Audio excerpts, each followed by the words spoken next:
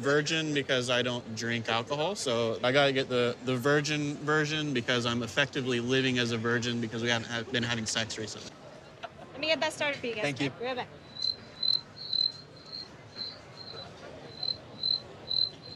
I now pronounce you husband and wife. You may kiss the bride.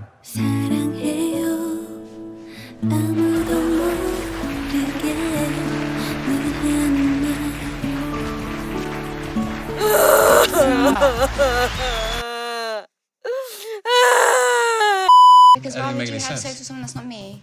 I never said anything. Yeah, but why didn't you answer her question, Rob? Why didn't you answer the question? I did answer why, her question. Why'd you look at me? What you mad at me for? I didn't ask for question. that. The only thing I said was that this is obviously something that you would have to decide. do it. If you didn't want to do it, Something. Oh my God. Yeah, that is so good. It actually feels good. You like that, don't you? I do. Wow, look at that booty. You've been... Hey everybody, welcome back to 90 Fiance. So we're on season 10, episode 11, and we're going to start off this recap with Clayton and Anali. So they're packing to go see Clayton's friend in California, and Anali is just excited to leave the apartment. Porque es abrumante y asfixiante. Adiós Violet, adiós guinea pigs, adiós perritos, hasta nunca.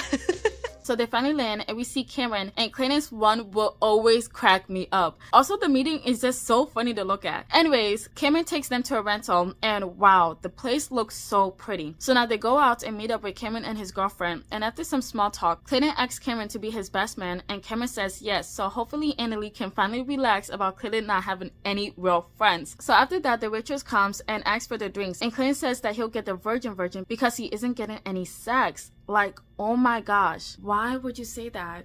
I gotta get the virgin version because I'm effectively living as a virgin because we haven't been having sex recently. So I just figured I would share that with you. Let me get that started for you guys. Thank you. Be right back. And then it just gets so awkward after that. And then Anali gives him those eyes and Cameron literally spots it and he says the cry part out loud. So he says that those eyes mean to shut up, and then Clayton makes it a million times worse by saying, what is she gonna do? Not have sex with me? Oh my gosh, Clayton.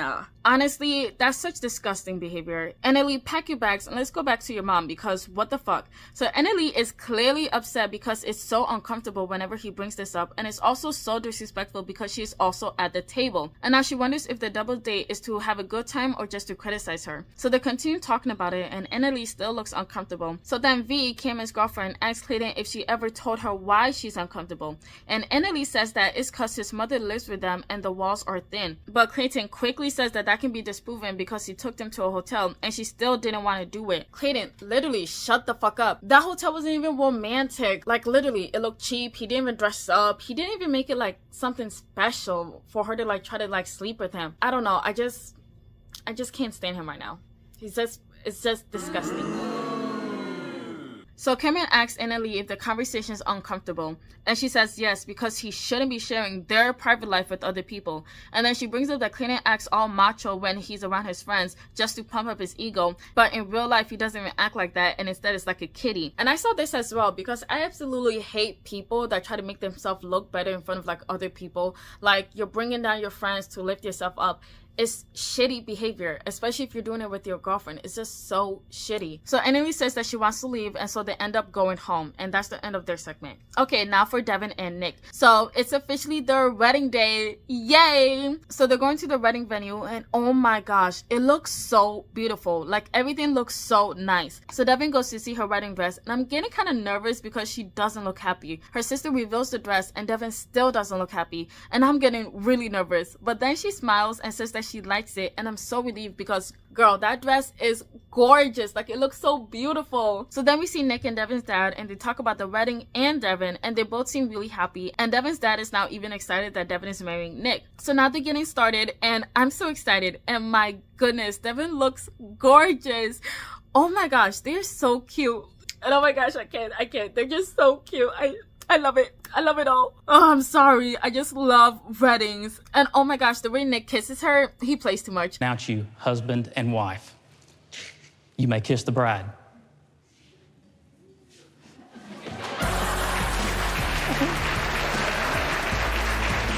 So they leave and hop onto a sunset helicopter ride that Devin's parents got for them. And I feel like that's such a great gift. So that's where their segment ends. Oh, I love their segment. I think it was the best part of this whole episode. Okay, now for Rob and Sophie. Everything goes downhill after this. Sorry. Well, only their segment. Ashley and Jasmine, they're a bit interesting as well. So back to Rob and Sophie. They both are in a bad mood because Sophie wants a duvet and Rob doesn't want to get her one. Like, what is going on? What's wrong with getting her a duvet? So they continue fighting and I'm like, damn, I thought you guys were supposed to be nicer to each other. Remember that? Remember when you promised to be nicer to her? Like after all that shit happened? I don't know if I'll ever feel like I've done enough, but I just felt like I wanted to do more to show you that I'm sorry and hopefully make you happy and keep you happy. Stupid ass duvet. Oh, it's not because of the duvet. It's because the first thing I heard in the morning was, buy me something. I feel like he's been like an asshole to her ever since she came out as bi. Has anybody else noticed that? Because gross. So apparently with the whole duvet thing, Rob is upset because Sophie woke up and said that she wanted a duvet, but in his head he's thinking that she just wants him to buy something. Like, why is that the first thing you think about when she asks for a duvet? So then they're fighting back and forth about this duvet thing. Honestly, you guys, it's not even the duvet. I feel like it's more his attitude towards the duvet.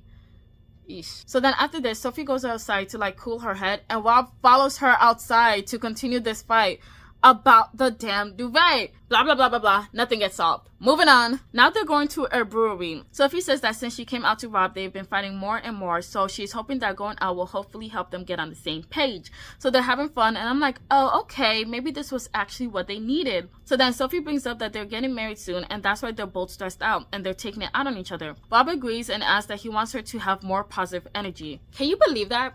Can you believe Rob is the one saying that? Isn't that kind of ironic?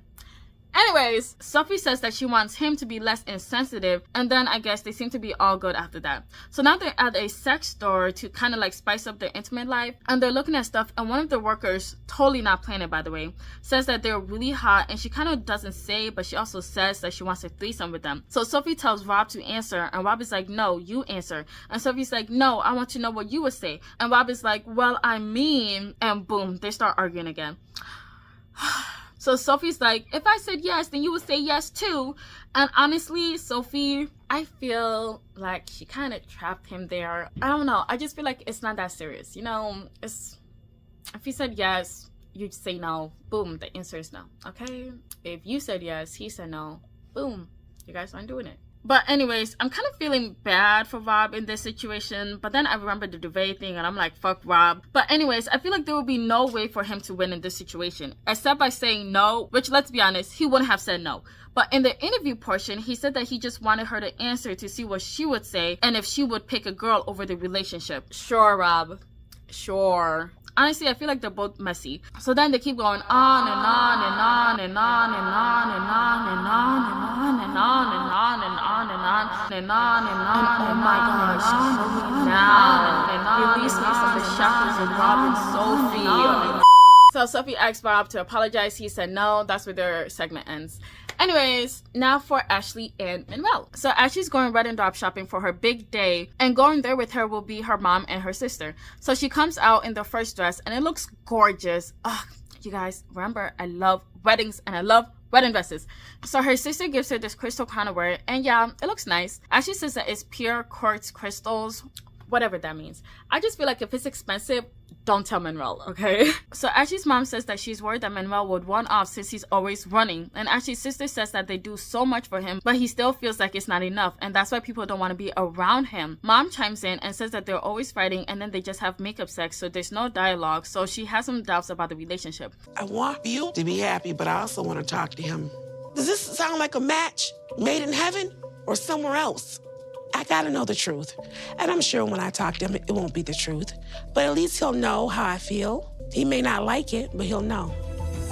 So now Ashley's home and she lets Manuel know that her mom wants to talk to him and get to know him better. She says that she's free today and that she wants to know what he thinks, and Manuel agrees to talk to her today. So Manuel's nervous because he already knows that Ashley's mom told her everything, so he already believes that she's already on her side. So they get to the diner and they meet up with his mom, and right away she kicks Ashley out so they can talk one-on-one. And I thought that was pretty smart of mom. Good job. So they use their phones to translate to each other, and Ashley's mom is like, you do things that make me question your motive. And Manuel's like, what things? And she's like, well, you run away when things get hard, and that scares Ashley. So Manuel says that that's how things work with him, and when he gets angry, he'd rather leave so he can relax and have a cool head. Ashley's mom says that she understands but says marriage is forever. People get divorced, but okay. So her mom asks if they're sure that they want to get married, and Mel's like, yes, but there are some times where she has an attitude and she just can't stand herself. He's talking about Ashley, by the way. So she understands and she says that she'll be watching. So in the end, she says that she likes him, but she doesn't trust him, but she will be supporting the relationship. Okay, now for Jasmine and Gino. So they're still at Miami having a great time. They head to the beach and wow, look at her body. I can tell that she put a lot of work in making herself fit, but also her boobs look like it hurts. Anyways, Gino starts putting sunscreen all over her, and you guys, it literally looks and sounds like soft porn, okay? Come on, all for it. Yeah, that is so good. It actually feels good. You like that, don't you? I do. Wow, look at that booty. Be gentle. You been bad. No!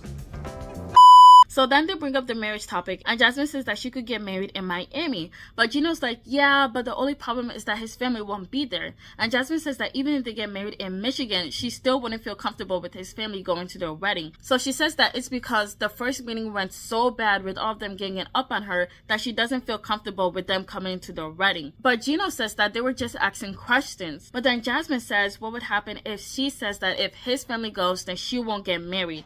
And Gino's kind of like stammering, saying that he doesn't really like that question. So Jasmine says that she will give them one more chance. And if they continue with the same energy, then there's no wedding. And that's where this segment ends. So let me know what you guys thought in the comments below. Please like and subscribe. And thank you so much for watching. Bye!